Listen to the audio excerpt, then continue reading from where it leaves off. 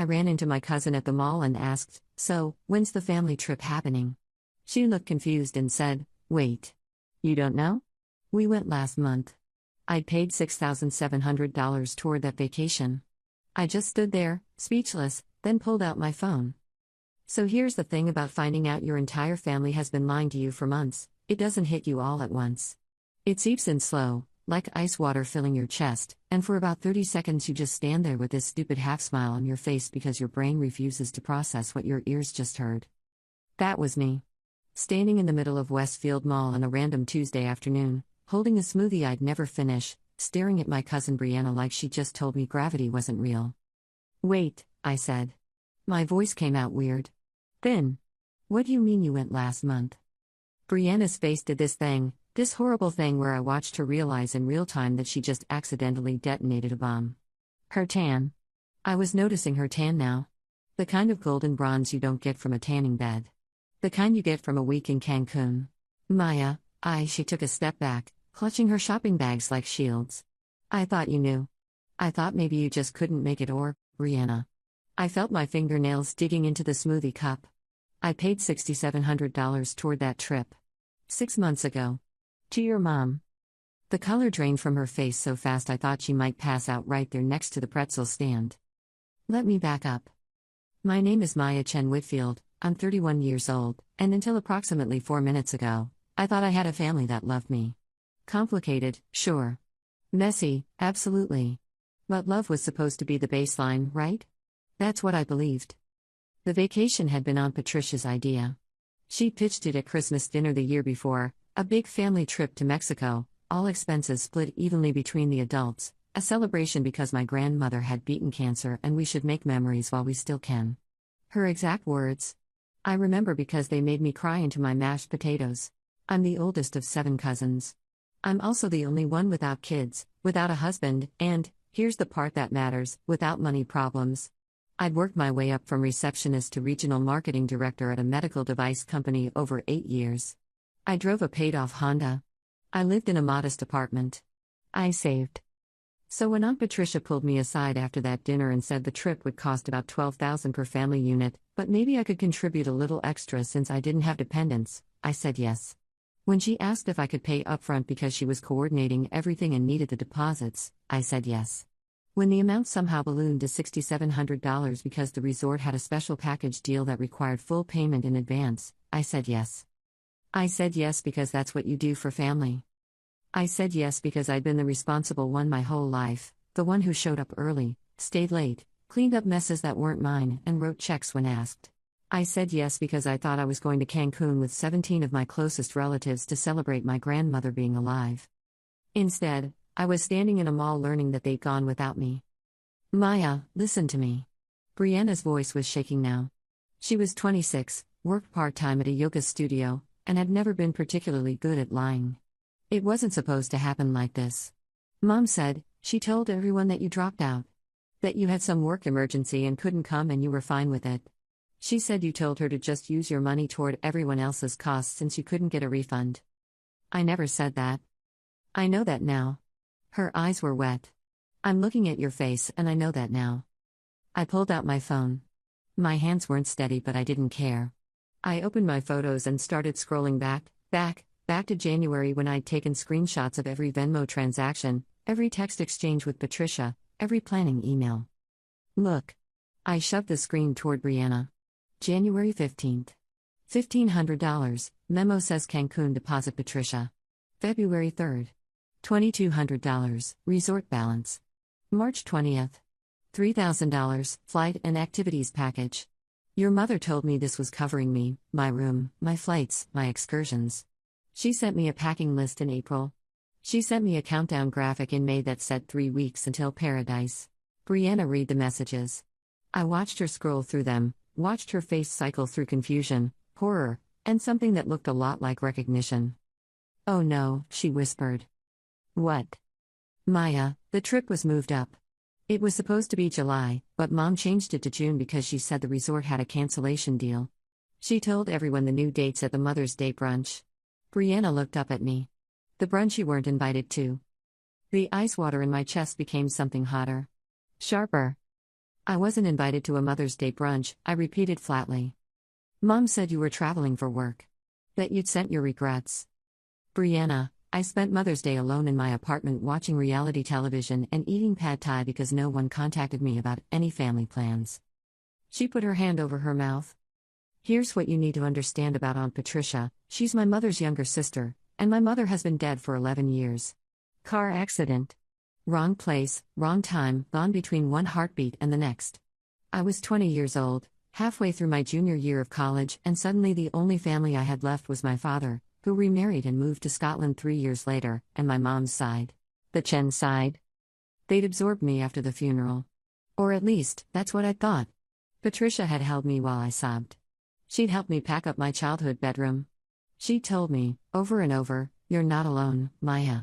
You have us. You'll always have us. And I believed her. I'd been grateful. I'd shown that gratitude in check after check, favor after favor, showing up and showing up and showing up even when it cost me. Where is your mother right now? I asked Brianna. I can't, Maya, please don't make me. I'm not going to hurt her. The calmness in my voice surprised even me. I just want to talk to her. I think I deserve that. Brianna gave me Patricia's location like she was confessing to a crime. Her mother was at the Riverside Country Club, same place she went every Tuesday afternoon for lunch and tennis with her friends. I left Brianna standing there. I didn't say goodbye. I think she called after me, but the blood rushing in my ears drowned everything out. The drive to Riverside took 22 minutes. I spent every single one of them not crying. Not screaming. Just breathing, steady and measured, while my brain did something it had never done before, it started pulling threads. Little threads. Things I'd ignored. Things I'd explained away. The baby shower 2 years ago where I showed up with a gift and everyone seemed surprised to see me. We didn't think you'd make it. Patricia had said, hugging me, and I'd assumed it was because of my work schedule. The Christmas where my gift from the family exchange was clearly a last-minute drugstore purchase while everyone else received thoughtful, personalized presents. I told myself someone just forgot to communicate my wish list. The increasingly rare invitations. The group text chain I'd somehow been removed from and re-added to 3 times. The photos on social media from gatherings I hadn't known about. I'd blamed myself. My schedule. My dedication to work. My failure to reach out first. But the threads were connecting now, forming a pattern I didn't want to see. The Riverside Country Club was the kind of place that smelled like old money and fresh-cut grass. I wasn't a member, but I knew the hostess at the restaurant. She'd been a sorority sister of mine in college, one of the random coincidences of adult life in a mid-sized city. Maya. Delilah lit up when she saw me. Oh my gosh, it's been ages. Are you meeting someone? I'm looking for my aunt. Patricia Chen? She should be in the dining room. Oh, Patricia. Yeah, she's at her usual table. I can take you back.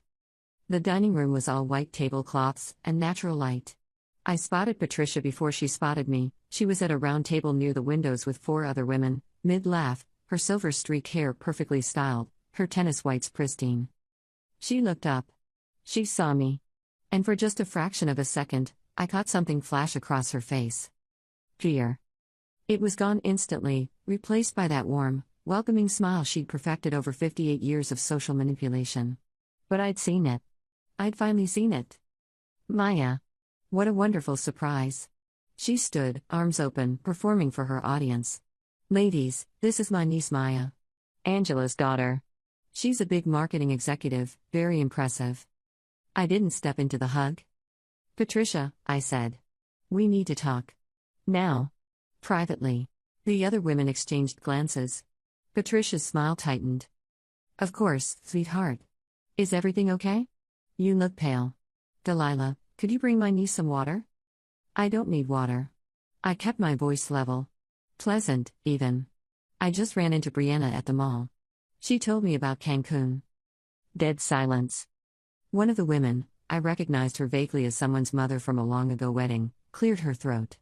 Patricia, should we give you 2 a moment? No, stay. I said it before Patricia could answer. Actually, I'd love witnesses. Patricia's face did something complicated. She was calculating, I could see it, running through scenarios and responses. Finally, she let out a long sigh and sat back down. Maya, I can explain. Please do. You were going through such a stressful time at work. You kept talking about how overwhelmed you were, how you never had time for anything. I thought, we all thought, that you'd be relieved to have one less obligation. So relieved that you didn't tell me? So relieved that you took my $6,700 anyway? Another woman gasped. Patricia shot her a silencing look. That money, Patricia said slowly, went toward the family's expenses. Just like you wanted. We honored your generosity, Maya. Everyone toasted you at the welcome dinner. I made sure everyone knew how much you contributed. I wanted to be there. My voice cracked and I hated it. I wanted to go on that trip. I wanted to see Grandma happy. I wanted to be with my family. Sweetheart. Patricia's voice was honey smooth. You know how you get at family gatherings. Always so busy with your phone, always ducking out early, always acting like you'd rather be somewhere else. We thought we were doing you a favor. The audacity of it. The sheer, breathtaking audacity. I act like that, I said slowly, because half the time nobody tells me the real start time, so I show up late and miss things. I check my phone because I get added to conversations last minute and have to catch up on context everyone else already has. I leave early because, I stopped. Swallowed. Because sometimes it feels like I'm not really welcome. Oh, Maya. Patricia shook her head sadly. You've always been so sensitive. Just like Angela. She was the same way, always taking things so personally, always assuming the worst about people who loved her. Don't bring up my mother. Don't you dare bring up my mother. I took a breath. Then another. I want my money back, I said. $6,700. I'll take a check. Patricia laughed. It was a delicate, dismissive sound. Sweetheart, that money is spent. It went to the resort, the flights, the activities. I can't just conjure it out of thin air. Then figure it out. You have 30 days. Maya, be reasonable. I'm being extremely reasonable. I pulled out my phone again, opened my notes app, and started typing. Right now I'm making a record of this conversation. The witnesses here are, I looked at the other women. I'm sorry, I don't know all your names, but I know hers. Margaret Thornton. Your son married my cousin Lily. Margaret looked like she wanted the floor to swallow her. In 30 days, I continued, if I don't have my money, I'm taking this to small claims court. I have documentation of every payment. I have Patricia's text confirming my participation. I have her daughter as a witness that I was deliberately excluded. I met Patricia's eyes. And I'll make sure every single person in this family knows what you did. Patricia's composure finally cracked. You wouldn't. Wouldn't I? I tilted my head. You've spent a decade making me feel crazy for noticing I was being pushed out. You took my money, money I worked for, money I saved, money I gave you because I trusted you, and you used it to fund a vacation you didn't even invite me to. And when I found out, your defense was that I'm too sensitive. I smiled, and I knew it wasn't a nice smile. Try me. I walked out of that dining room. My hands were shaking so badly I could barely grip my car keys, but I made it to my car before the tears started. I sat in the parking lot and cried for 45 minutes. Then I went home and got to work. The thing about being meticulous is that you keep records. Receipts. Screenshots. Emails. I had been meticulous my entire adult life, a habit born from watching my mother struggle with disorganized finances, from promising myself I'd never be caught unprepared. That night, I built a case. I compiled every communication with Patricia about the trip. Every dollar I'd sent. Every promise she'd made about reservations, about rooms, about excursions. I found the original email chain where she'd laid out the costs, the one that had everyone's names on it, including mine. I also did something I should have done years ago. I reached out to my cousin Derek. Derek was Patricia's son, Brianna's older brother, and the family black sheep. He'd come out as gay at 19 and been promptly frozen out of most family functions. He lived in Seattle now, worked in software development, and had exactly zero loyalty to his mother. We kept in touch sporadically over the years. Late-night texts when one of us was feeling nostalgic. The occasional holiday card. He was one of the only relatives who'd sent flowers on the anniversary of my mom's death. I called him at 11 p.m. He answered on the second ring. Maya Chen Whitfield calling me after dark. This is either very good or very bad. Derek. My voice was hoarse from crying. Did you know about Cancun? Long pause. Ah, he said finally. So you found out. My heart sank. You knew? I wasn't invited either, for obvious reasons. His voice was gentle. But I saw the photos. Everyone did. When I didn't see you in any of them, I figured you'd finally woken up and cut ties. I paid for that trip. I told him everything. The money. Brianna at the mall. Patricia at the country club. The years of small exclusions I'd rationalized away. When I finished, Derek was quiet for a long moment. Maya, I need to tell you something. It's going to hurt, and I'm sorry, but you need to know. Tell me. This has been going on since your mom died. At first it was subtle. Mom would schedule things without checking if you were available, then act surprised when you couldn't make it. But over the years it got more deliberate. There was a whole conversation at Thanksgiving 5 or 6 years back, after you'd left. Grandma had gone to bed, and Mom started talking about how difficult you were. How you made everyone uncomfortable. How you were too independent and thought you were better than everyone.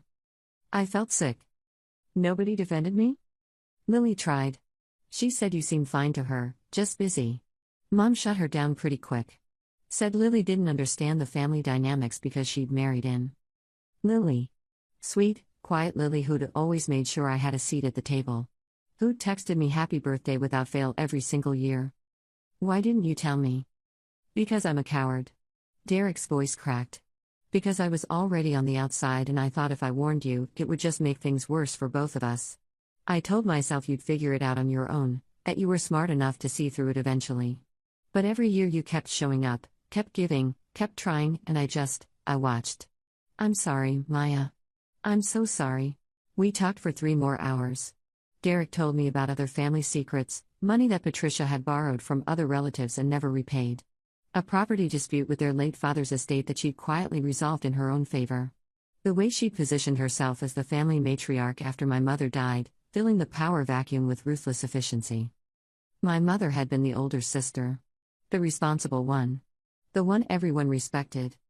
With her gone, Patricia had apparently decided she was done sharing. There's one more thing, Derek said as we were finally winding down. I don't know if this matters anymore, but Grandma didn't know. Didn't know what? That you weren't on the trip. I saw her in some of the photos looking confused, asking about you. In one of Brianna's stories, you can hear Grandma in the background saying, "Where's Maya?" I thought Maya was coming. And Mom just changed the subject. My grandmother. 82 years old, cancer survivor, the whole reason for the trip. She hadn't known. Derek, I need your help with something. Anything. I need to talk to Grandma. Alone. Without Patricia running interference.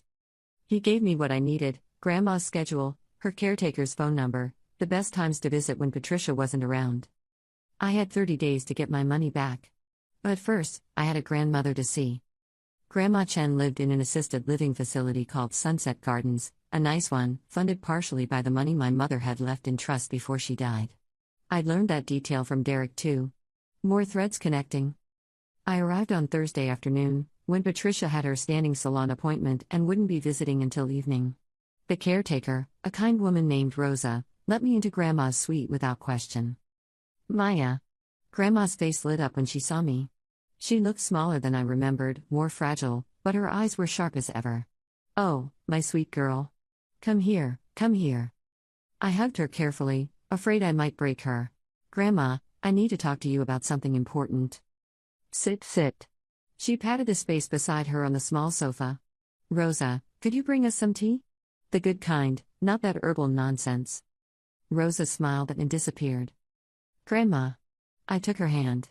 Her skin was paper-thin, spotted with age, but her grip was surprisingly strong.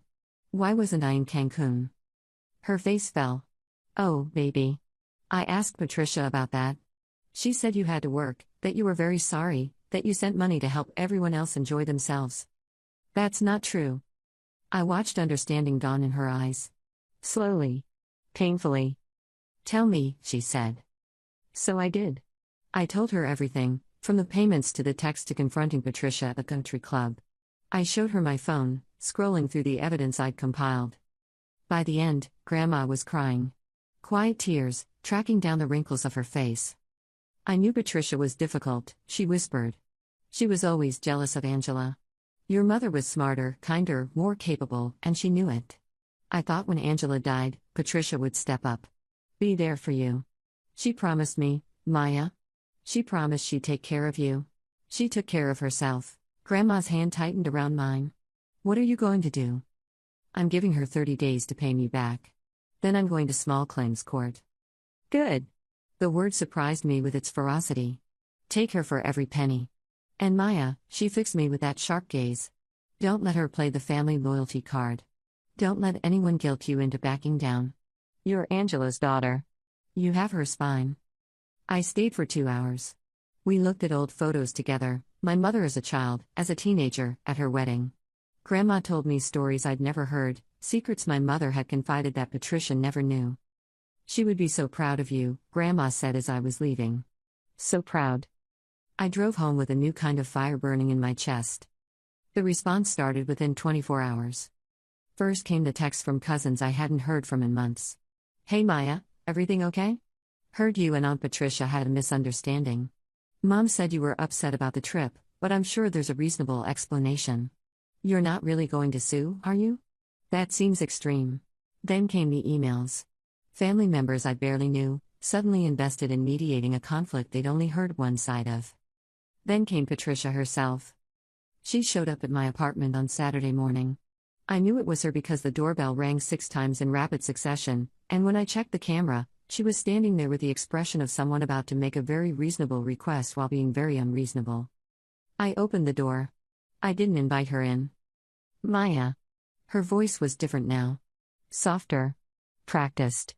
Can we please talk about this like adults? Adults who commit fraud, or adults who are victims of it? That's not fair. I never meant to hurt you. This whole situation got out of control, and I take responsibility for that, but you have to understand. I don't have to understand anything. I leaned against the doorframe, arms crossed. I have to receive $6,700. That's the only thing I have to do. I don't have that kind of money just lying around. Then figure it out. You have 27 days left. Patricia's face contorted. The mask was slipping. You would really do this? You would really humiliate this family, humiliate yourself, over money? Over money you stole from me? Yes. I didn't steal anything. You gave me that money freely. For a trip I was told I was going on. A trip you then took without me. That's fraud, Patricia. Textbook fraud. She stared at me. I watched her cycling through strategies, manipulation, intimidation, victimhood, and discarding each one as it failed to land. Your mother, she finally said, would be so disappointed in you right now. The words hit exactly where she'd aimed them. But I'd spent 11 years learning to absorb hits about my mother. My mother, I said quietly, would be proud of me for finally standing up for myself.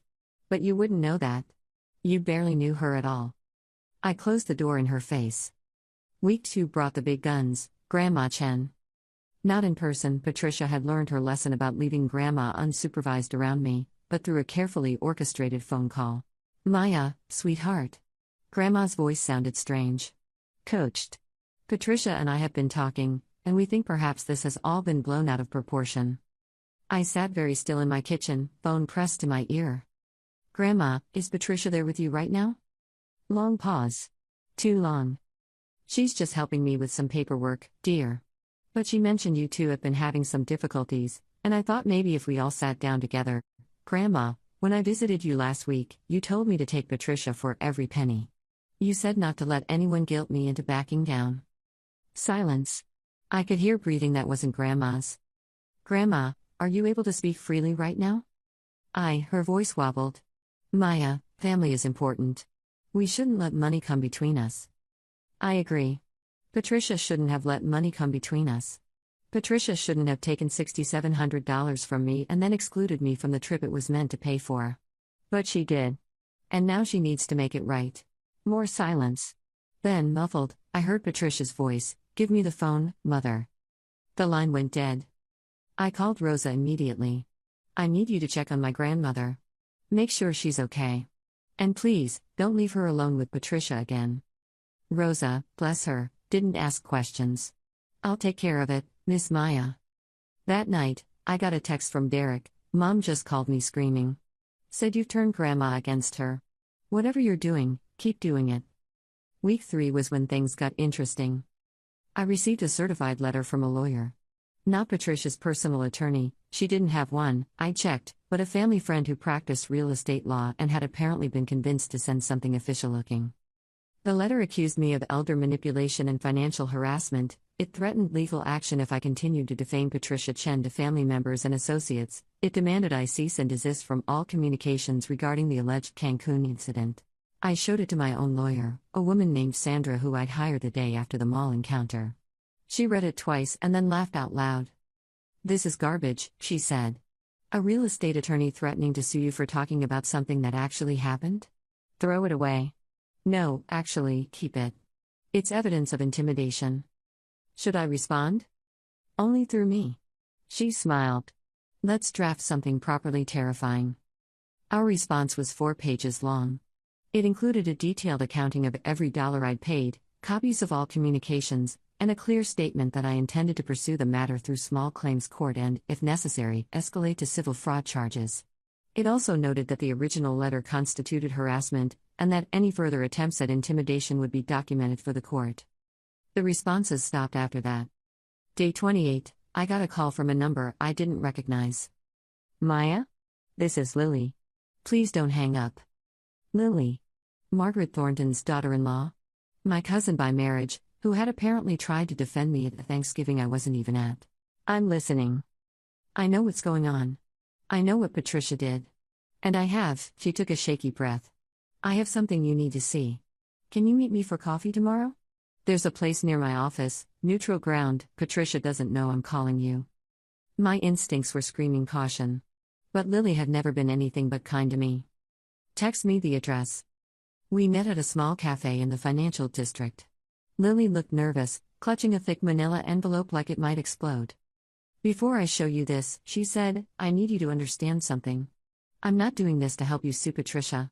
I'm doing this because it's the right thing to do, and because I'm tired of watching this family destroy itself around a woman who doesn't deserve the loyalty she demands." She slid the envelope across the table. I opened it.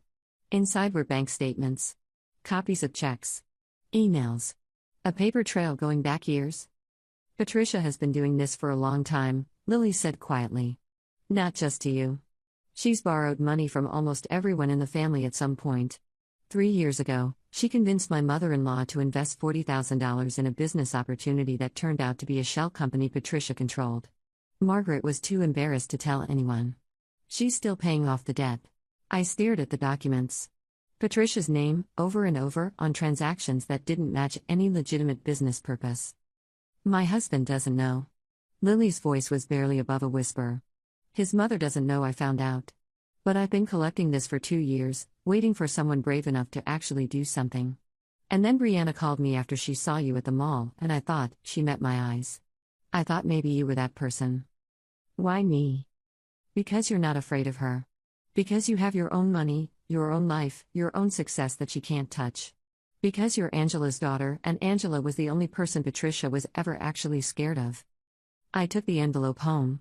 I stayed up until 3 a.m. reading every document, cross-referencing dates, building a picture of systematic financial manipulation that went far beyond my $6,700. Patricia Chen wasn't just a petty con artist. She was a predator. Day 30. No check. No money. No communication from Patricia at all since the lawyer letter. I filed in small claims court for the maximum amount allowed, $10,000. The $6,700 I was owed, plus court costs and additional damages for emotional distress. Then I made phone calls. Every family member who had texted me about the misunderstanding. Every cousin who had emailed suggesting I was being unreasonable. Every aunt and uncle who had stayed silent while Patricia orchestrated her little campaign of manipulation. I told them about the evidence Lily had given me.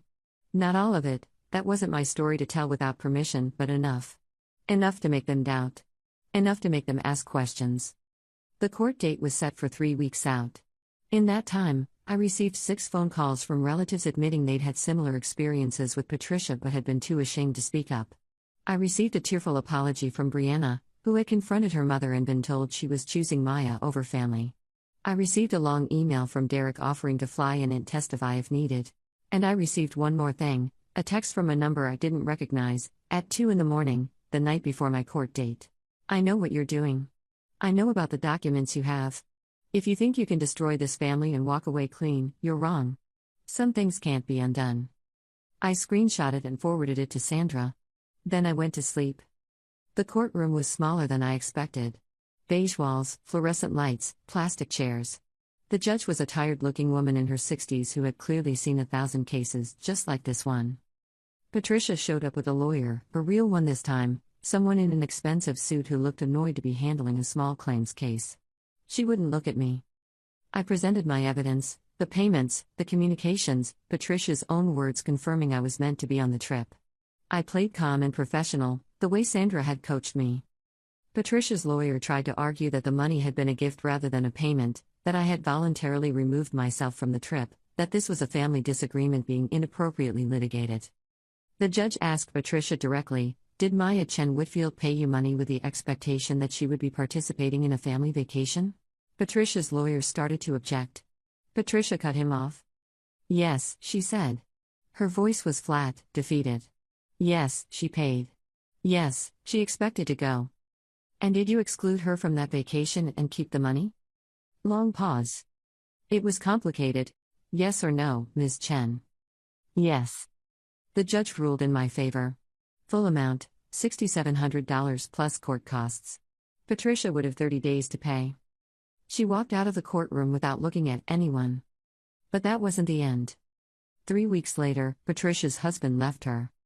Not because of me, or not directly because of me. It turned out that the documents Lily had given me were only part of the picture.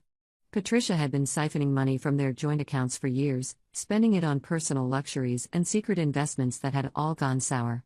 When Lily's mother-in-law finally worked up the courage to tell her story, it opened a floodgate. Uncle Richard discovered debts he didn't know existed, properties refinanced without his knowledge, credit cards in his name he'd never applied for. The divorce was ugly. Patricia tried to claim that I'd orchestrated some kind of revenge campaign, that I'd poisoned the family against her. But the evidence spoke for itself. I remember the day the full scope of it came out. There was a family meeting, organized by Derek, of all people, who had flown in specifically for this purpose. We gathered at Grandma's facility, in the common room that smelled like industrial cleaner and artificial flowers. 14 people showed up. Patricia wasn't invited. One by one, people shared their stories. Uncle Richard went first. His voice broke 3 times as he described discovering credit cards he'd never opened, loans taken against properties he thought were paid off, a retirement fund that had been quietly drained over 7 years. "I trusted her," he kept saying. "I trusted her completely." Then Margaret. The $40,000 she'd lost, the sleepless nights, the way she'd blamed herself for being gullible. The fact that she'd been too ashamed to tell her own son.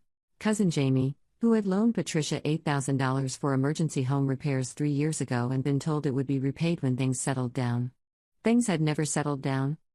Aunt Victoria, my mother's other sister, the one who lived in Oregon and rarely visited, admitted via video call that Patricia had borrowed money to help pay for Grandma's care, money that Victoria now suspected had never actually gone toward medical bills.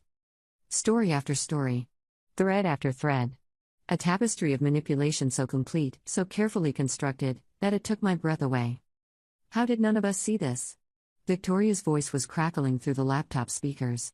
How did she fool all of us for so long? Derek answered. Because she was strategic. She never took so much from one person that they'd fight back. She spread it out. She made everyone feel like they were the only ones being asked for help. And she used family loyalty as a shield. If anyone questioned her, they were being disloyal, they were attacking the family, they were being ungrateful. He looked at me across the room. Maya was the first person who refused to play along. The first person who documented everything, who demanded accountability, who was willing to look like the bad guy. That's why Patricia targeted her so hard. Because she was dangerous. I didn't feel dangerous. I felt tired. I felt sad. I felt like I was finally seeing the outline of a puzzle that had been sitting unsolved in front of me for 11 years. But something else was happening in that room, too. People were looking at each other differently. Walls were coming down.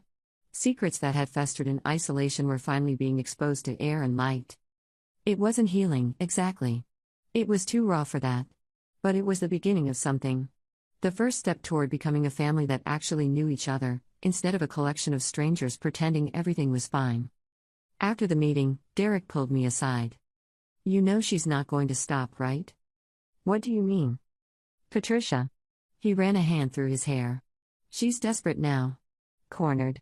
And desperate people do desperate things. What can she possibly do?" Everyone knows the truth now. I don't know. His face was troubled. Just be careful. Lock your doors. Watch your back. People like her, they don't go quietly. I told myself he was being paranoid.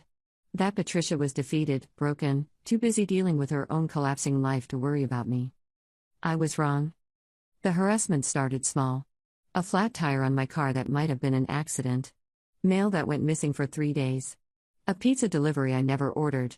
Annoying, but nothing I could prove was connected to anything. Then came the emails. They were sent from anonymous accounts to my workplace, to my clients, to my professional contacts. They claimed I was under investigation for financial fraud. They suggested I had stolen from my own family and was now projecting my crimes onto an innocent woman. They included just enough specific details, my job title, my company name, the names of family members, to seem credible. My boss called me into her office on a Tuesday morning. Jennifer had hired me 8 years ago, had watched me climb from receptionist to regional director, had always been firmly in my corner. But her face was serious. "Maya, I need you to see something." She turned her monitor toward me. An email, sent to her directly, claiming I was emotionally unstable and currently engaged in a campaign of harassment against elderly family members. "I know this is garbage," Jennifer said carefully. "I know you. But the board is asking questions. Legal is asking questions. I need to know what's going on." I told her everything. The trip. The money. The court case. The family meeting and the divorce and the anonymous emails that had started appearing in my personal inbox too. Jennifer listened without interrupting. When I finished, she was quiet for a long moment. "Do you know for certain that Patricia is behind this?" "I can't prove it. But the timing is too convenient, and the details are too specific." "Can you document everything?" "I already am." Jennifer nodded slowly. "Here's what we're going to do. I'm going to write a formal response to this email, stating that we've investigated and found no merit to the claims. I'm going to have legal send a cease and desist to this email address. And I'm going to put a note in your file, not a negative note, but a record of this harassment, so that if anything else comes up, we have context. Thank you, Jennifer." "Don't thank me yet." Her eyes were serious. "Maya, you need to be careful. This woman clearly has nothing left to lose. That makes her dangerous." That night, I installed a security camera at my front door. I changed all my passwords. I set up a Google alert for my own name. And I started sleeping with a baseball bat next to my bed.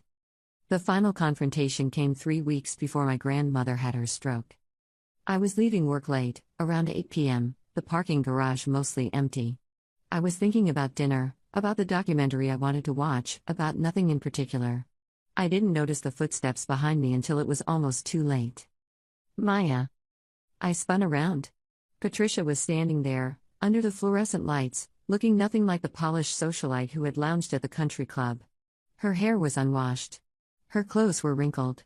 Her eyes had a wild quality that made every hair on my arm stand up. "Patricia." I took a step back, putting my car between us. "What are you doing here?" "I came to talk to you." Her voice was too calm. Too flat. "Since you won't answer my calls. Since you've turned everyone against me. Since you've destroyed everything I spent my life building." "I didn't destroy anything. You destroyed yourself." She laughed. It wasn't a pleasant sound. "You think you're so righteous, don't you? Angela's perfect daughter. The responsible one. The one who always does the right thing." She took a step toward me. "But you're not perfect, Maya. You're just as selfish as the rest of us. You wanted that trip money back not because you deserved it, but because you couldn't stand being outsmarted. I wanted my money back because you stole it." "I didn't steal anything." Her voice echoed through the empty garage. "I borrowed. I redistributed. I made decisions for the good of the family. And you ruined it all because of your wounded pride." I fumbled for my phone. She saw the movement and lunged. What happened next was a blur. There was shoving. There was screaming. My phone clattered across the concrete. I remember her hands on my shoulders, her face inches from mine, the sour smell of her breath. "You should have just let it go," she hissed. "You should have taken the loss and moved on like everyone else. But you couldn't, could you? You had to be special. You had to be the hero. Let go of me.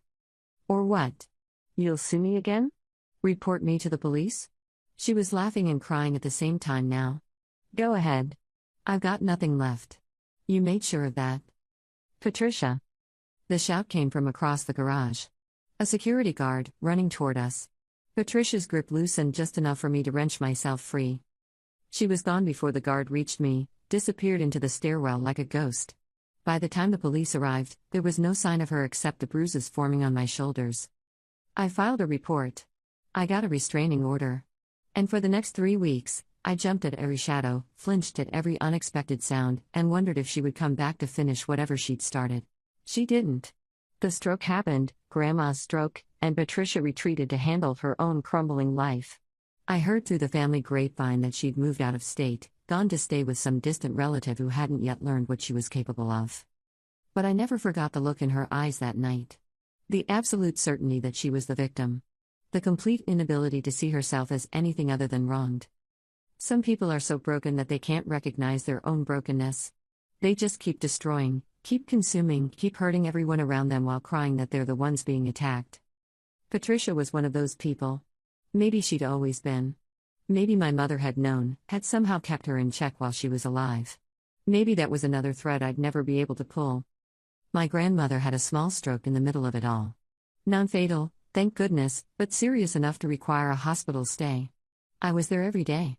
Patricia tried to visit once, Grandma refused to see her. I gave her everything, Grandma told me, her speech slightly slurred from the stroke. After Angela died, I gave her your mother's place. Her position. Her trust. And she used it to hurt the one person Angela asked me to protect. You didn't know, Grandma. How could you have known? I should have seen it. Tears leaked from her eyes. I'm sorry, Maya. I'm so sorry. I held her hand and let her cry. 6 months later, I got my money. Not from Patricia directly, she declared bankruptcy by then, drowning in legal fees and the fallout from her financial schemes. The money came from a settlement with Richard, who felt guilty enough about his ex-wife's behavior that he wanted to make things right. I donated half of it to a charity for cancer survivors in my mother's name. The day I made that donation, I sat in my car outside the charity's office and cried for 20 minutes. Not sad tears, or not entirely sad tears. It was more complicated than that. Relief, maybe. The sense of finally closing a chapter that had been left open for too long. My mother had been gone for 11 years. 11 years of birthdays without her, holidays without her, milestones she never got to see. 11 years of missing her voice, her laugh, the way she used to brush my hair back from my face and tell me everything was going to be okay. I'd spent so much of that time trying to stay connected to her through her family. Her mother. Her sisters. Her world. I'd bent myself into pretzel shapes trying to fit into spaces that weren't really built for me, giving money and time and energy to people who saw me as, at best, an obligation. But sitting in that car, I realized something. My mother wasn't in those relationships. She wasn't in Patricia's manipulation or the family dinners I was excluded from or the vacation I paid for but never took. She was in me. In the spine Grandma kept talking about. In the determination to do the right thing even when it was hard. In the refusal to let injustice slide just because it was easier. That's where she lived now. That's where she'd always been. I made a promise to myself that day. I would stop trying to earn a place in my mother's family. I would build my own family instead, chosen family, real family, people who showed up not because of blood obligation but because they actually wanted to be there. It was a promise I kept. The family is different now. Smaller, in some ways, Patricia's gone, Richard's remarried and relocated, some cousins have chosen to distance themselves from the whole mess. But the ones who stayed are closer. More honest? Derek flies in for holidays now, welcomed at the table for the first time in years. Lily and I have dinner once a month. Brianna sends me memes and ugly cries at least twice a year about how sorry she is. And Grandma. Grandma recovered from her stroke, slowly but steadily. She moved to a different facility, a better one, closer to my apartment so I can visit every week. We look at photos together. She tells me stories about my mother. Sometimes she cries, and sometimes she laughs, and sometimes she just holds my hand and tells me how proud she is. You have her spine, she says, over and over. You have Angela's spine. I think about that a lot. About what it means to have someone's spine, to carry their strength forward after they're gone.